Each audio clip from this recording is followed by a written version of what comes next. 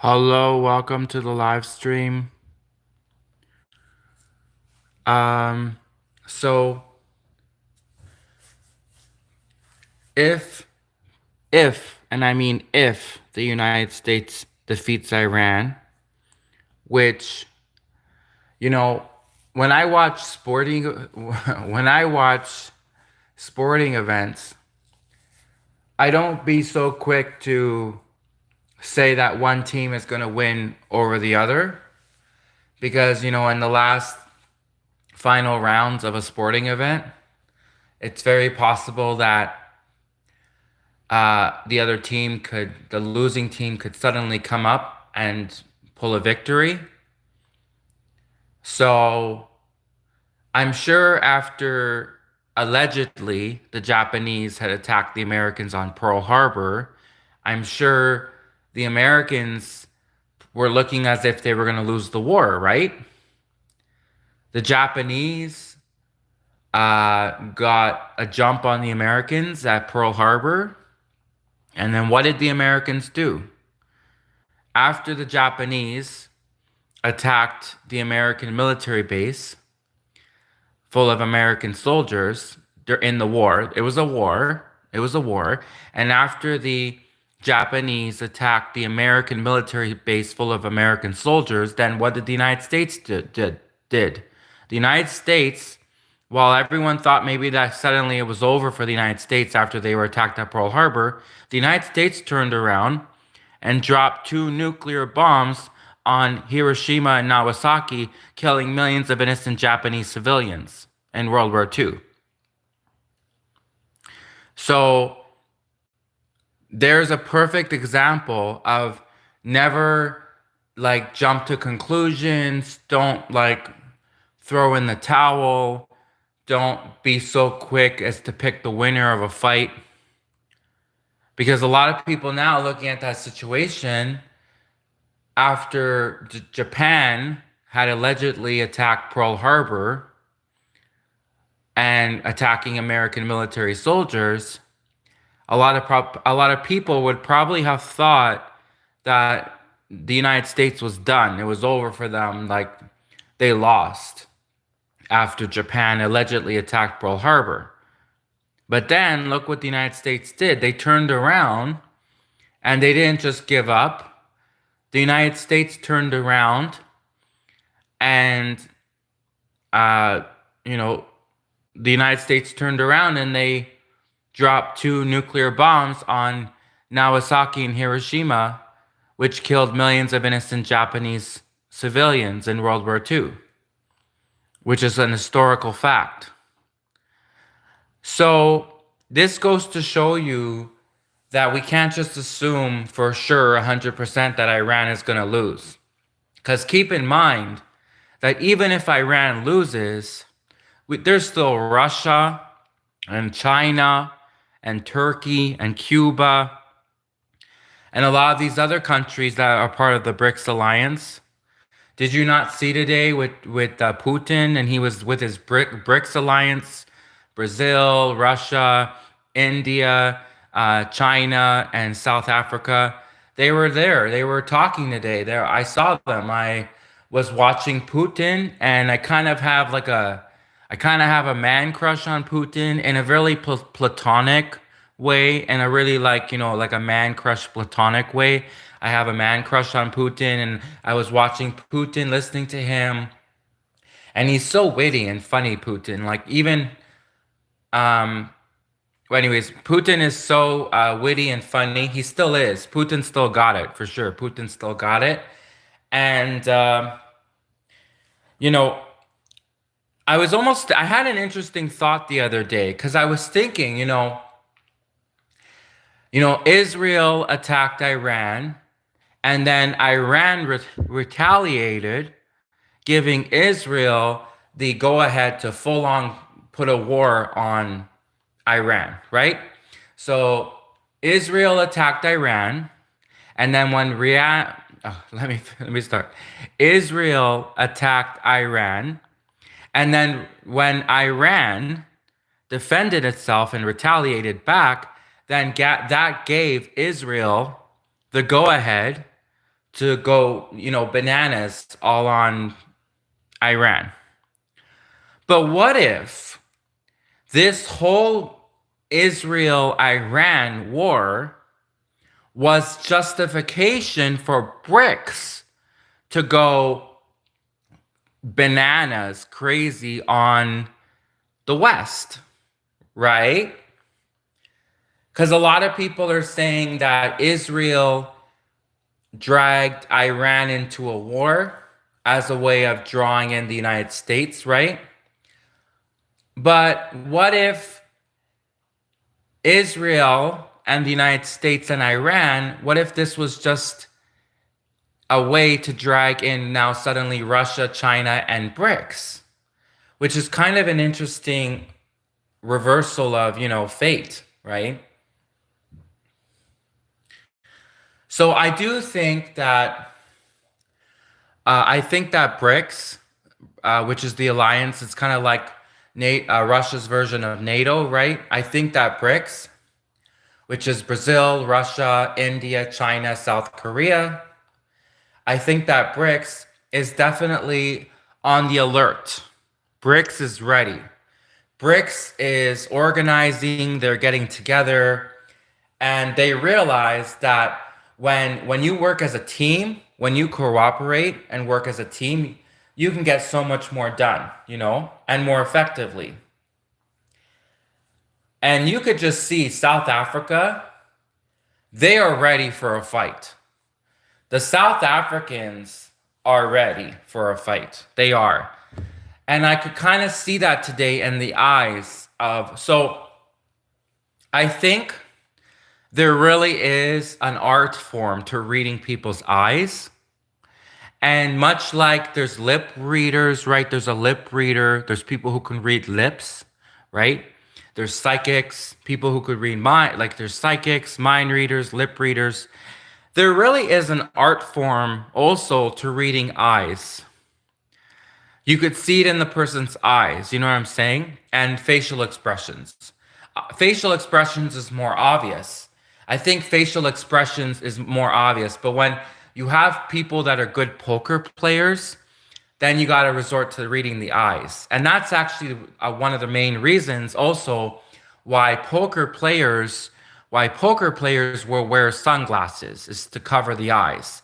And, it's really true when they say that the eyes are a window into the soul. You've probably heard that expression that the eyes are a window into the soul. And you really can read people via their eyes. And I am not a good singer. I do consider myself a psychic. I'm not the best psychic. I'm not the best medium, but I do have psychic visions. I'm not a singer. I'm not a football player. I wish. I would love to go to those football games and hang out with those football players. I'd love it, but I'm not a football player. I'm a good runner, though. I run pretty fast, actually. In fact, when I was in the United States, running from the CIA, no, not the CIA, sorry, the American, anyways, I was running from American bullies in the United States. And so I run pretty fast, but I'm not a football player, and I'm not a good singer, and I'm not really even a good comedian. But what I am for sure is I do have a bit of a psychic talent. I'm a bit psychic. I have the psychic dreams. But really, I also am really good at reading people's eyes. Okay, there's like a whole language in just looking at people's eyes. Like they said that the eyes are a window into the person's soul, right? So it really is true. When you look in someone's eyes, you really can see intention. You could see doubt. You could see confidence. You could see insecurity. You could see love. You could see not love. You could see animosity. You could see jealousy. When you look in someone's eyes, you can see those things. Really, you can. And today, when I was watching, I'm not sure if it was at a BRICS meeting. I know the BRICS members were there because I saw the South African leadership, I saw the Korean leadership, I saw the Brazilian leadership, I saw the Arabic leadership. So I know it was the BRICS people were there today with Putin. I'm not sure if it was a BRICS meeting per se, but Putin and the BRICS members were there. And when I looked into the South African representative's eyes on stage, I could see in the eyes that he's ready for war. South Africa is coming into this war. South Africa is ready. Now, there was also another clue, which was a verbal clue, a speech clue, like something they said, a verbal clue. Maybe you didn't catch on to this, but South Africa said to Putin that they wanted to increase their economic relationship. And the way they said it was in a way that signaled to me, uh, and they signaled to me that it's actually when they said economic relationship, they want to increase their economic relationship between Russia and South Africa. They actually meant military relationship. They actually meant a military relationship, and I don't mean like a relationship between South Africa and Putin, where I don't mean like that kind of relationship. I mean like, uh, anyways, I lost my train of thought. Okay, what I mean is that South Africa is looking at coming into this war. South Africa is ready to defend Putin. And maybe those South Africans have a man crush on Putin too. In fact, that South African on the stage next to Putin, he looked like he would like do anything for Putin, if you know what I mean. And the South African on the stage next to Putin, I can see, okay, I have another gift. I can read people's eyes. I have a bit of a psychic thing. And then I also can see something else between two men, if you know what I mean. I can see when two men are like getting kind of really friendly with each other. And so I saw something special between the South African representative today in that meeting with Putin. They definitely are more than just friends, if you know what I mean. I don't mean that anything's actually happened physically. I just mean that there is some sort of bond greater than just pure friendship, greater than friendship between the South African leadership and Russia. And I do see South Africa coming into this war. South Africa is going to be like the dark horse that people weren't expecting to come into this war. And I do see South Africa coming into this war. And I did also, maybe this biased my opinion slightly, but another reason why I believe this, although of course it could have just maybe the movie is what's, but I mean, movies are made anyways. This, and what they have a famous saying in the CIA. They have a famous saying in the Central Intelligence Agency that there are no such thing as coincidences, right? In the Central Intelligence Agency, they say there's no such thing as coincidences. So there was a movie made in 2000, was it either 5? Yeah, 2005 or 8. It was 2005. Yeah, it was 2005. There was a movie made in 2005 called The Interpreter. The movie was called The Interpreter. It was starring actress Nicole Kidman, who was married to Tom Cruise, who was in Scientology, and they did Eyes Wide Shut, which is the movie about the secret societies, and then they did the Mission Impossible movies. So Nicole Kidman, the actress formerly married to Tom Cruise, she was in a special movie called The Interpreter, which was made in 2005. And The Interpreter is all about, languages and interpreting and foreign languages. And they were at the UN. They were at the UN have a meeting at the UN. And I won't give away the plot of the movie because I still respect spoiler alerts. I don't want to give anyone a spoiler alert, but I will say, so just if you haven't watched the movie and you don't want a spoiler alert, then just stop watching right now and just go watch the movie. And then, but if you don't care about spoiler alerts, then in about 10, 20 seconds, I'm just going to go ahead and talk about the movie. So I'm letting you know now, if you don't want to hear spoiler alerts about the movie, and if you just want to go watch The Interpreter, then you can go watch it. It's a good movie from 2005. It stars Nicole Kidman, the actress. She's really good. Um, so yeah, so in about 10 seconds, I'm just gonna go ahead and start talking about the movie because I have to, the movie is full of intelligence information. It has codes and secret messages and hidden messages within other messages, messages. It has secret messages and secret codes hidden within other codes. So obviously, another thing that I'm not good at singing, and I'm not good at pronouncing words, but I'm very good at reading, and I'm good at interpretation, and I'm good at reading novels, and I'm good at seeing patterns. I see patterns really well. I can see connections and patterns. So I'm very much a patterns person. Speaking and pronouncing words is not my strong suit. My strong suit is definitely patterns and connections and hidden messages and codes and cryptography, hidden messages, hidden codes.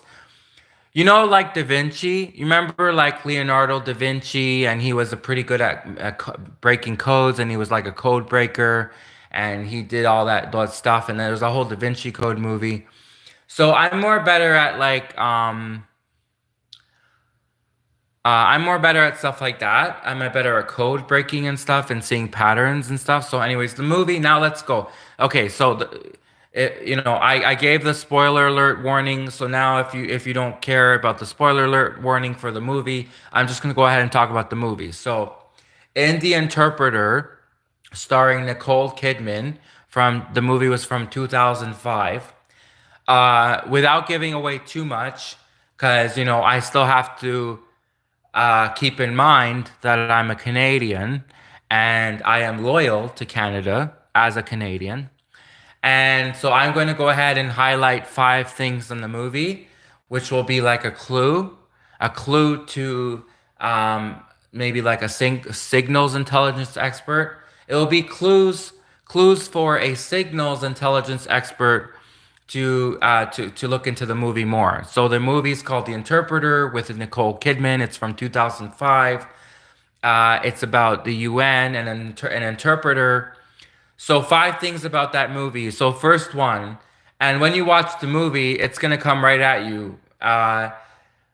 They talk about a president using a fake assassination attempt as a way to justify a war.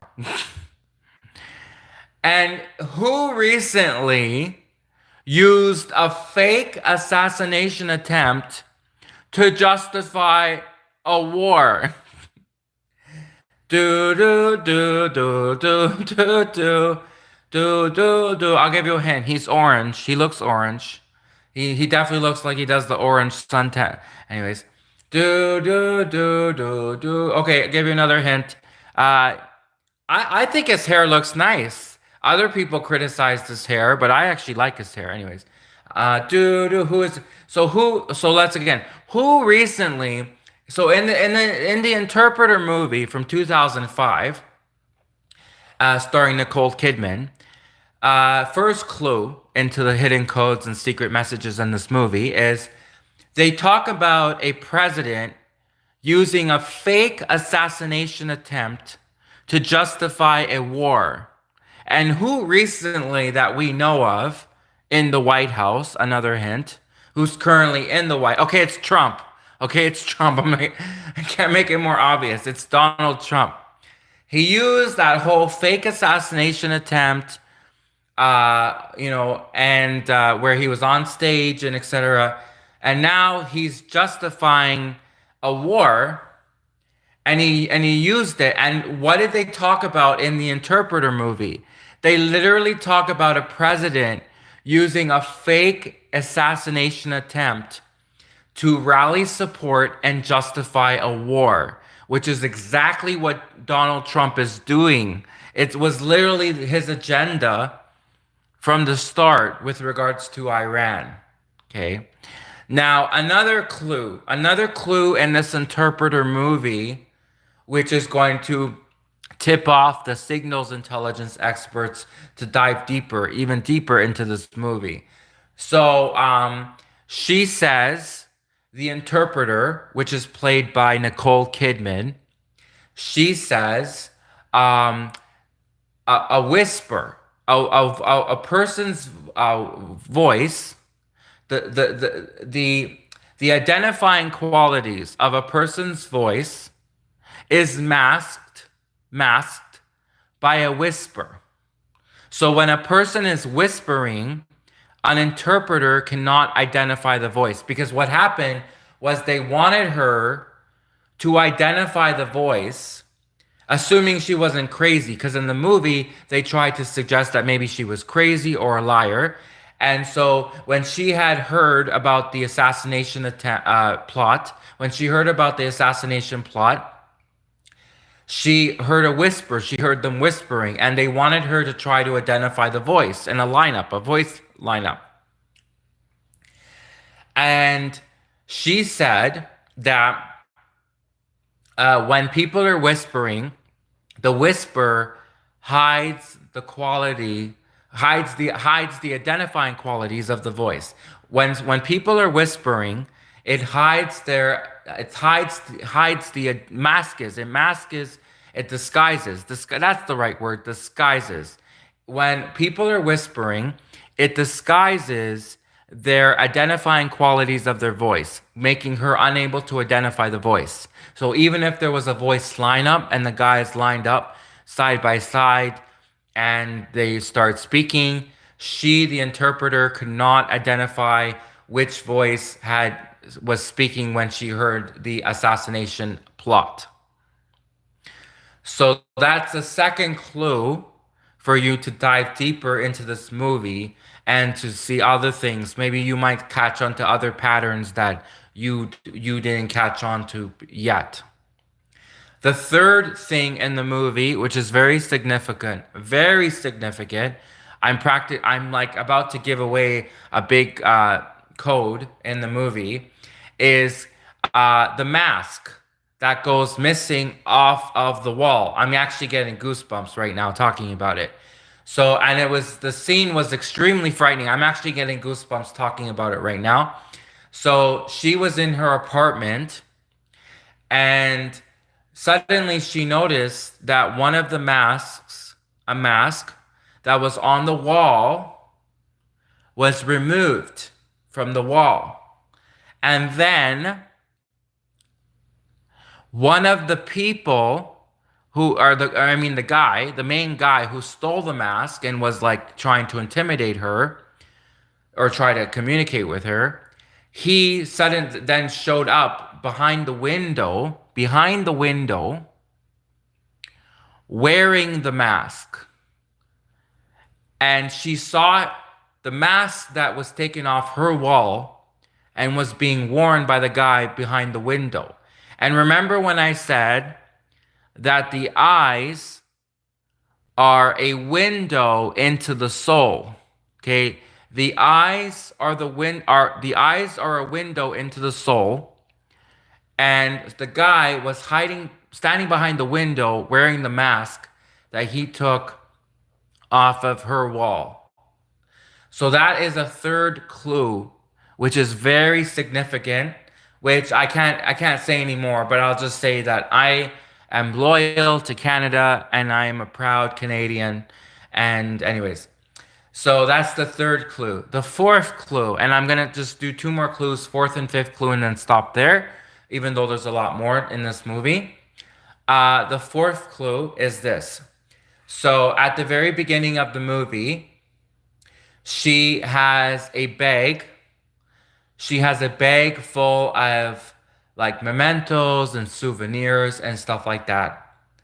And then the guy, when he goes to talk to her about the bag, and then he calls her perfect, This clue is more subtle up to the codes, to the secret codes in the movie. But then he turns around and describes her as perfect. And then she is actually anything but perfect, right?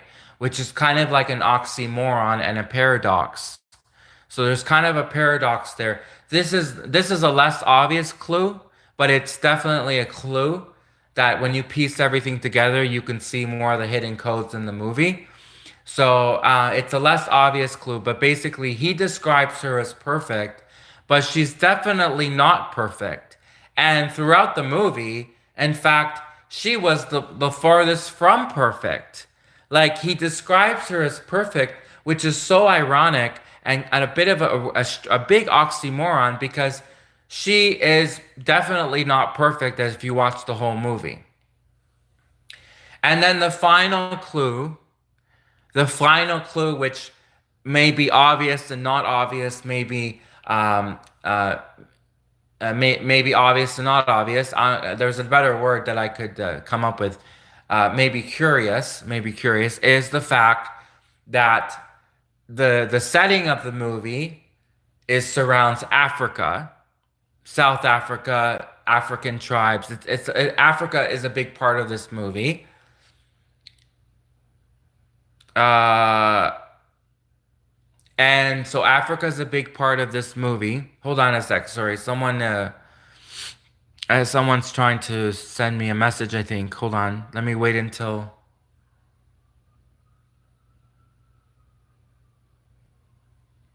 Okay, so someone was trying to call me before. I had to just was checking out a text message. Sorry. So I'm not. Sometimes I don't know. Like okay, so let me. Where okay.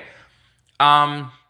So the final and the fifth clue that will kind of tip off the signals intelligence experts when they look into this movie, if they're worth their salt, if the signals intelligence experts are worth their salt, they will look into this whole Africa thing because the movie, the like the, it's hard to really say that there's villains, but the kind of like the villains in the movie, if there really are really villains in life, I mean, sometimes there's clear villains and sometimes there's not as clear villains. They come from Africa, and there's a major HIV/AIDS pandemic. And if you're a gay person who is a troll, if you're a gay person who's a troll, if you're a gay person who's very vindictive, if you're a gay person that doesn't like people trying to wipe you out with diseases like HIV and AIDS, if you are a person who is really good at languages and really intelligent and you're underestimated all the time and you want people to underestimate you, and then you come forward when the time counts. When the time counts is when you actually come forward. If you're a person who has a strong reason to enter a war that you were involved into, you were brought into because like they tried to wipe you out with a disease known as HIV and AIDS, then someone, maybe an operative, maybe a secret sleeper agent, maybe a bunch of secret sleeper agents who don't like to be wiped out with AIDS and HIV by the government, because we all know the government was behind it. Those sleeper agents might be suddenly enter into a war that will, for some reason, not have a clear enemy, if that makes sense. The enemy of this war is not clear. It's very complicated. Um, and it's interesting because there's a movie called Gone Girl starring Ben Affleck, which in that movie you see all of Ben Affleck. It's like one of the best movies of all time. I mean, anyways, that movie called Gone Girl, where you see all of Ben Affleck. In the near the beginning of the movie, there's two investigators, and one investigator says to the other investigator, uh, you know, more often than not, he says the simplest answer is the right one, or the simplest solution is the right answer, or the simplest explanation is the right one. And then she turns around, the female investigator, and she says, actually, I've never actually found that to be true. It's more complicated. Life is complicated. And like life is complex. Like to anyone who tries to look at biology and try to simplify it to such a simple, anyways, so it's possible that both could be true, that you could see simplicity in complex patterns, and you could also see complex patterns in simplicity. So it's possible that both could be true. And that's why we have this thing called quantum entanglement. But one thing I will tell you is if you are a government that's constantly trying to wipe out various groups of people via COVID, via AIDS and HIV, I'm going to tell you that there will be sleeper agents, there will be foreign agents, there will be all types of agents, there will be real estate agents, there will be um, there will be agents of treachery, like that book that I was talking about earlier on my channel, the Agents of Treachery book. There will be Hollywood agents. There'll be all kinds of agents, federal agents, FSB agents, CIA agents, and there'll be all types of agents. And for that, now, that being said, I'd like to wish the signals intelligence experts good luck. You're going to need it. You're going to need the good luck. And I mean, you know, Putin and Russia and, you know, the enemy is not clear. And that's maybe in itself another clue, an ironic clue that the enemy is not clear. But there are people, many people, who are involved in this conundrum. And in this conundrum, basically, to put it in a nice way, you know, it's time. It's time that people are gonna start picking sides, for sure. People will start picking sides, and to have peace, you must prepare for war. To have peace, you must prepare for war. People will start picking sides, and I'm a mathematician. I'm a scientist, and when I think of myself, I like to think of myself as a scientist and a mathematician. And anyone who tries to mislabel me or tries to put me in another category is not right. And basically, if you don't think after World War II, World War One, World War Three, World War Z, World War Z, that's funny, that was a movie too. If you don't think that after all of those events, that there wouldn't be contingency plans, plan Bs, plan As, plan Cs, if you don't think that there wouldn't be some type of resistance or revolution, you know, resistance like they have in the Terminator movies. If you don't think that people would suddenly rise up, like, you know, there's a whole art, the art of espionage, the art of which, by the way, espionage is a French word. The origin is French, espionage. It's an art form. Like, there's a reason why it's called espionage, right? And if you look at someone and you say, "Oh, that person is definitely not a spy," or if you look at someone and say, "Oh, that person's definitely not a scientist," like, don't judge a book by its cover, you know? Unless the cover is Taylor Swift autobiography, then all right, you have a great day. And by the way, I just want to say I do love Taylor Swift. I don't love her music or her dancing, and I don't love her energy or her spirit, but I do love her in the same way that people love it when you're like watching a really bad movie and then you see the ending credits and like this movie's finally over. Great. Like, I love Taylor Swift in that way. All right, everyone, do svidania, bye. Oh, and Taylor Swift is definitely part of the world in this whole economic disaster for sure.